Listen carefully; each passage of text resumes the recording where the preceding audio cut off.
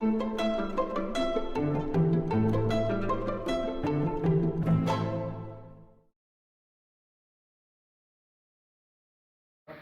días, yo les voy a presentar la ovogénesis, el proceso de la ovogénesis. Este proceso es por el cual desde un ovocito primario se da hasta la ovulación y muere. El estado preovulatorio dura 85 días, que es cuando las células están desde un estado adyacente hasta que mueren. Se produce la atresia. Bueno, dentro de la 20ª semana de gestación, cabe mencionar que existen de 6 a 7 millones de ovocitos primarios, 300,000 en la pubertad y de 300 a 400 en la ovulación, cuando la mujer ya es fértil. ¿Qué les pasan a las demás células? Sufren atresia, se van a morir.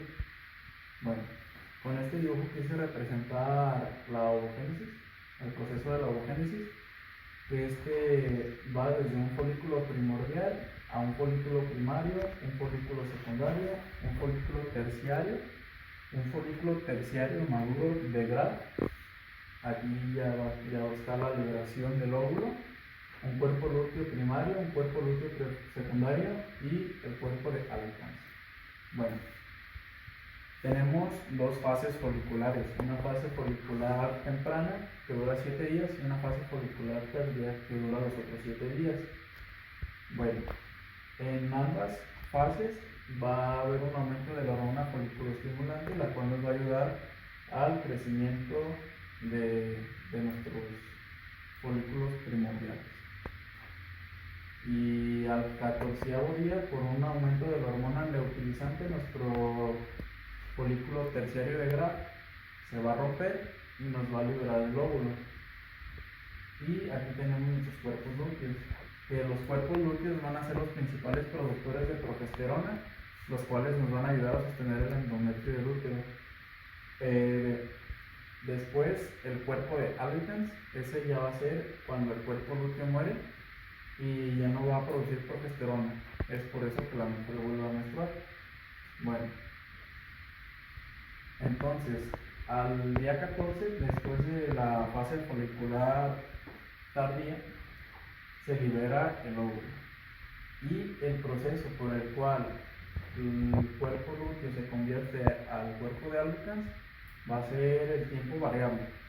Eso va a depender de la mujer si su regla es constante. Y bueno, solamente se va a poder liberar un solo óvulo.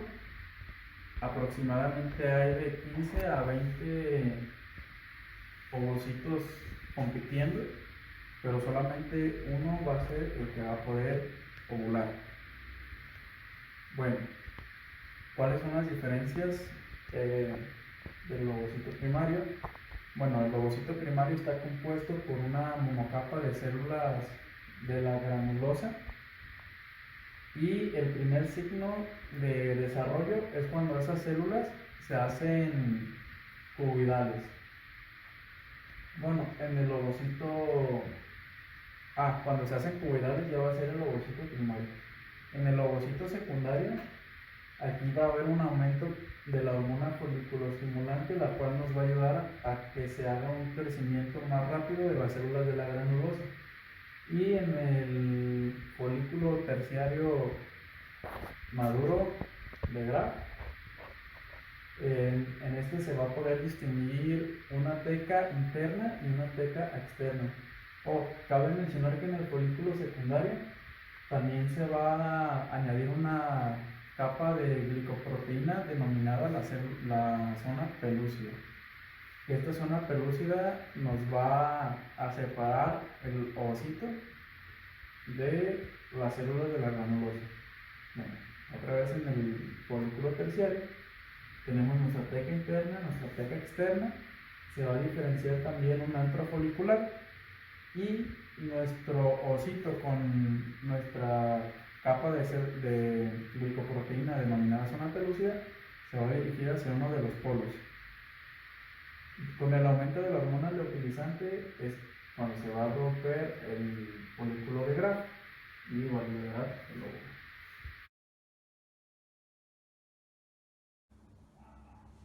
Hola, yo voy a explicar lo que es el ciclo endometrial.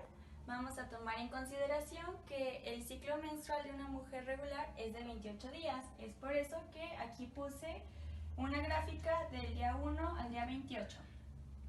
Este ciclo endometrial se divide en 3 fases. La primera fase es la fase menstrual. Debemos saber que la fase menstrual comienza en el día 1 de sangrado. Es aquí en donde se empieza a contar el ciclo. Entonces, el día 1 va a ser el día 1 de sangrado y va a terminar este ciclo hasta el próximo día de sangrado. Esto quiere decir que la próxima vez que ocurra sangrado será el comienzo de un nuevo ciclo y el cierre del anterior. ¿Por qué ocurre esta fase menstrual? Bueno, va a haber una caída de los estrógenos y progesterona, que a su vez estimulan la liberación de prostaglandinas. Este flujo, o sea, que es muy característico de la menstruación, se debe a la liberación de las prostaglandinas, ocasiona una contracción en los vasos de las arteriolas espirales, que son estas. Esa contracción hace que el oxígeno disminuya y ese oxígeno pues se necesita para que las células vivan. Entonces, todas esas células que son nutridas por estas arteriolas van a morir y eso se ve reflejado en la caída o desprendimiento de la capa funcional del endometrio. Debemos saber también que el endometrio tiene dos capas, una basal y una funcional. La funcional es la que mes con mes se va a desprender y la basal es la que va a ayudarnos a que se vuelva a regenerar el endometrio como tal. En esta fase, como lo mencionaba, es aproximadamente entre 50 a 150 mililitros lo que se va a desechar. Este flujo sanguíneo no es como tal sangre, sino que va a contener células sanguíneas, células de la capa funcional y también moco y líquido intersticial. Aquí hay una medida de aproximadamente de 2 a 5 milímetros del endometrio porque solamente queda completa, como se ve aquí, la capa basal. Aquí se ve desprendida la capa funcional. Muy bien, la fase siguiente es la fase proliferativa, que va a empezar a partir del día 6 y dura aproximadamente 11 días. En esta fase va a haber un aumento de los estrógenos que son liberados por los folículos ováricos. ¿Esto qué va a ocasionar? Que los estrógenos van a estimular a que la capa basal se vuelva a revitalizar y por medio de mitosis se vuelvan a crear todas estas células que hacían falta y se regenere el endometrio. También se dice pues que en esta fase pues hay una reparación y proliferación del endometrio, como ya lo mencioné. Aquí se alcanza a unos niveles de 4 a 10 milímetros, lo que quiere decir que esta es la fase en donde se llega al doble el aumento del endometrio. Como recordamos aquí, en la fase menstrual estaba de 2 a 5 milímetros. Por último, tenemos lo que es la fase secretoria. Esta fase se llama así porque va a haber una secreción aumentada de progesterona y estrógenos, que son por las células del cuerpo lúteo. ¿Esto qué va a ocasionarnos? Que que el endometrio se empiece a preparar para que cuando llegue el óvulo fertilizado esté listo para implantarse. Aquí se ve que las glándulas endometriales empiezan a crecer, hay un mayor aumento y empiezan a secretar glucógeno. He ahí el nombre de fase secretoria. También las arteriolas hay una mayor vascularización. Esta fase dura aproximadamente 12 días y bueno, si no ocurre una fecundación, lo que va a ocasionar es que se vuelva a ver una fase menstrual por la degeneración del cuerpo lúteo. En esta fase, el endometrio mide aproximadamente de 12 a 18 milímetros. Es muy importante mencionar que en el día 14 es el día de ovulación Bueno, se dice que 3 días antes y 2 días después de la ovulación la mujer es fértil, debido a que la vida de un óvulo es de 48 horas.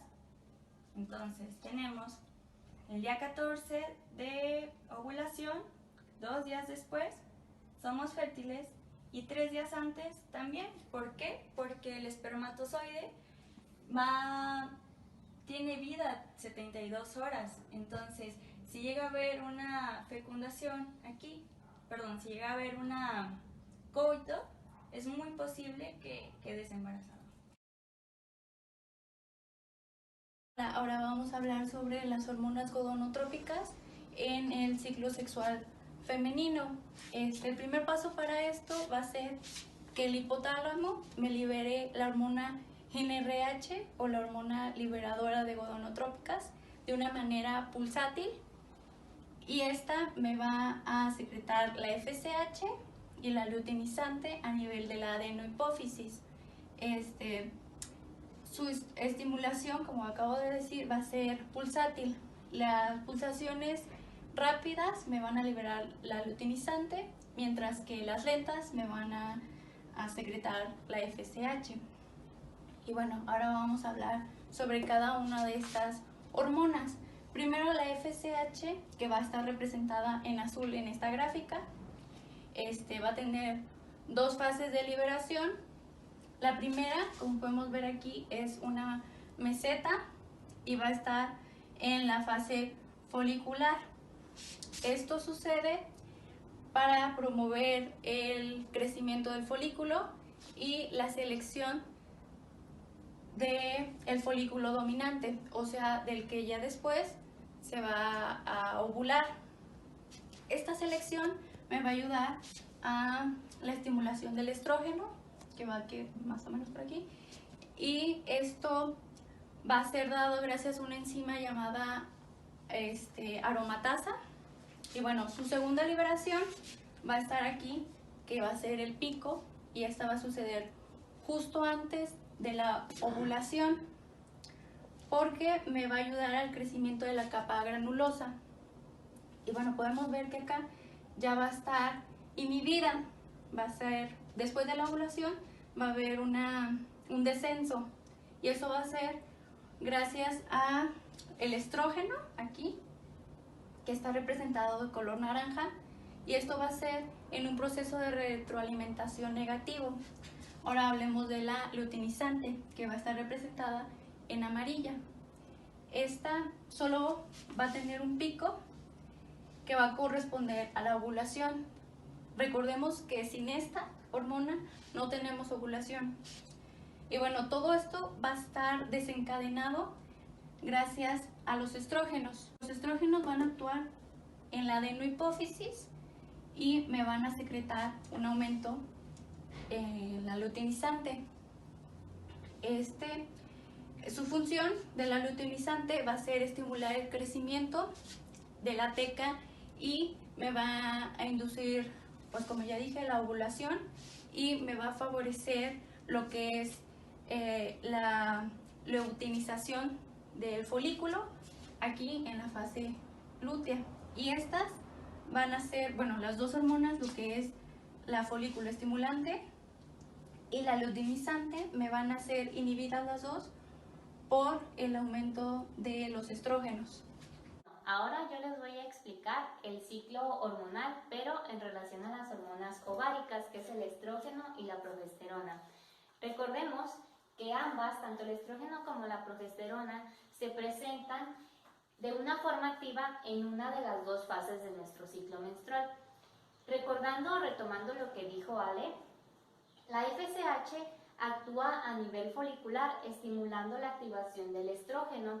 El estrógeno va a tener su mayor activación durante la fase proliferativa del ciclo uterino. En esta, el estrógeno lo que va a hacer es que va a estimular a la proliferación del endometrio después que éste haya sido descamado por la menstruación. También recordemos que el estrógeno es una hormona esencial para la producción de los caracteres sexuales femeninos.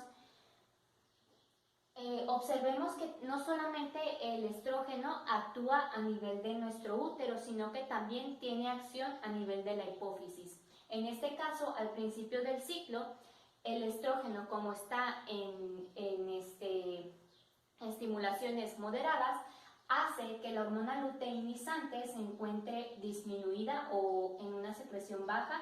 También lo hace con la FSH, pero en menor grado.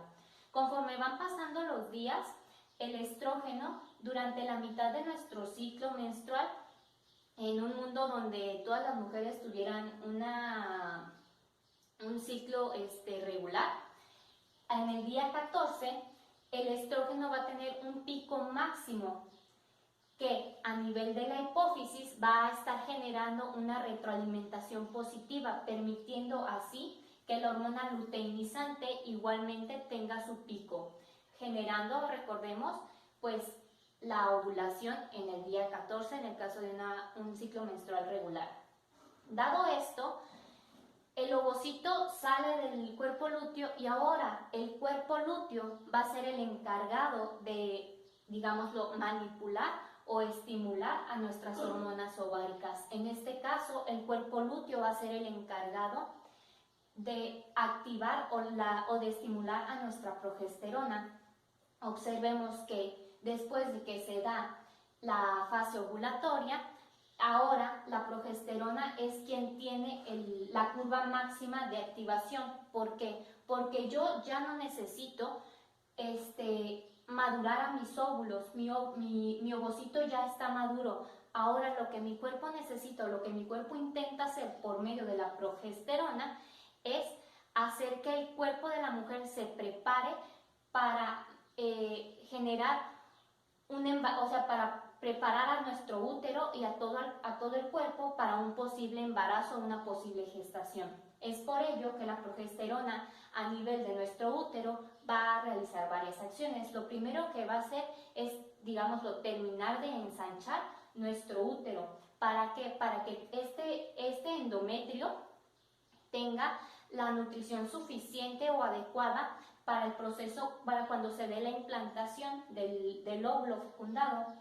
Además de que también la progesterona va en el aparato femenino, va a disminuir los movimientos ciliares y de las trompas, y a nivel de nuestras mamas va a estimularlas igualmente.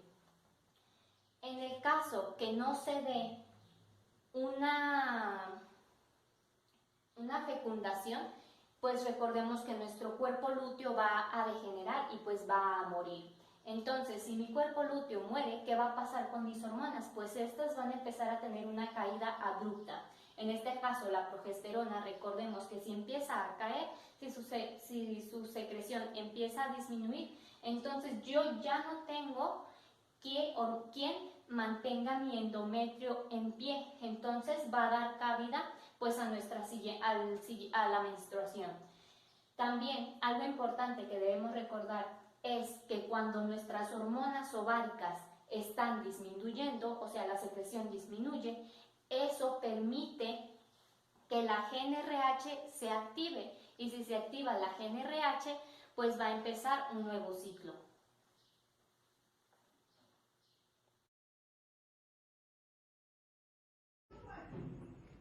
Bueno, yo les voy a hablar un poco sobre la influencia hormonal que se lleva a cabo en el ciclo ovárico y el ciclo uterino. Anteriormente hablamos un poco sobre los ovarios y mencionamos que ellos son capaces de secretar sus propias hormonas, las cuales podemos observar en esta pequeña gráfica, que son los estrógenos y la progesterona. Aquí podemos observar niveles altos de progesterona y unos más bajos, niveles más altos de estrógenos y un poco más bajos de progesterona, y un punto donde más o menos van a la par. Esto sucede así. Bueno, todo inicia a partir de que el hipotálamo secreta su propia hormona, que es la GnRH, la hormona liberadora de gonadotropina, la cual actúa directamente sobre la hipófisis y secreta LH y FSH, mejor conocidas como hormona luteinizante y folículo estimulante. Entonces, cuando hay únicamente la presencia de estrógenos, sin progesterona, o sea, únicamente estrógenos, esto favorece a la secreción de la GnRH, por lo tanto hay una existencia de la FSH y de la LH. Sin embargo, cuando es el caso contrario, que solo hay presencia de progesterona, hay un bloqueo, por lo tanto hay no hay producción de FSH ni de LH. Cuando es el caso de que tanto estrógenos como progesterona están juntos, pues también hay un bloqueo de las mismas, es decir, no hay secreción de estas. Sabemos que es importante que exista la presencia de la FSH y la LH porque favorecen a la maduración del folículo. Aquí podemos observar esta gráfica donde la LH se encuentra ligeramente elevada junto con la FSH, que son estos incrementos que podemos observar aquí. Bueno, sabemos que la LH es sumamente importante para que exista una ovulación, que normalmente en mujeres regulares ocurre a partir del día 14. Entonces, vamos a poner un ejemplo. El óvulo tiene un periodo de vida de 48 horas. Entonces, si existe actividad sexual, 1 o 2 días después, puedes quedar embarazada. ¿Por qué? Puede existir un embarazo porque su periodo de vida fue de 48 horas y ovuló el día 14 y se tuvo coito el día 15 o 16. Es una posibilidad. Ahora vamos al caso contrario. Un espermatozoide tiene un periodo de vida de 72 horas, por lo que si se tiene relaciones sexuales 3 días antes, es capaz de existir embarazo. ¿Por qué? Porque es capaz de ser fecundado debido a su promedio de vida. Ahora, cuando estamos en la fase lútea, ya el cuerpo lúteo ya pasó después de ser folículo, después de ser óvulo, no existió fecundación. Bueno, hay un desprendimiento de este, lo que provoca, por lo tanto hay una disminución de la progesterona, una disminución de los estrógenos y provoca el desprendimiento del endometrio, por lo que eso nos va a indicar que ya se inició el siguiente ciclo de la mujer.